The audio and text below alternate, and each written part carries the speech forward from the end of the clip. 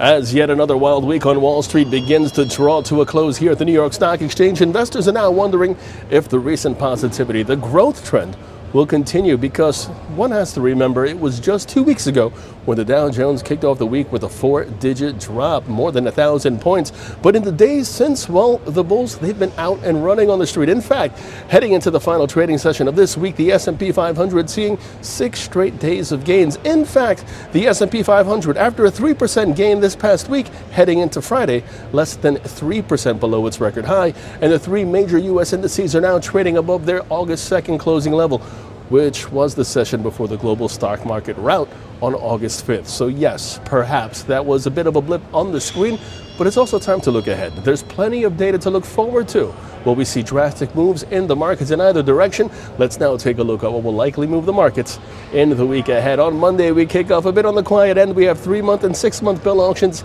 here in the U.S. So it's on Tuesday when we see some serious action. First in China, with the People Bank of China's interest rate decision, a rate that currently sits at 3.35%, while in Europe, the EU's core harmonized index of consumer prices due out expectations 2.9% year over year. Wednesday sees all the action here in the U.S. First, July existing home sales, they're scheduled for release. Currently, that read 5.4%. And then there's the FOMC minutes due out in the afternoon hours. And Thursday is another big global PMI day. Preliminary PMI reads expected out of France, Spain, the EU, the UK, the US. And speaking of the US, weekly jobless claims scheduled. We also have the Jackson Hole Symposium, while over in the European Union, EU preliminary consumer confidence, that's due out, a report that currently sits at -13. And Friday, we end the week with a continuation of the Jackson Hole Symposium, while also on the docket, U.S. July new home sales figures, currently sitting -0.6% month over month. Meanwhile, keep those geopolitical headlines in focus, especially with the countdown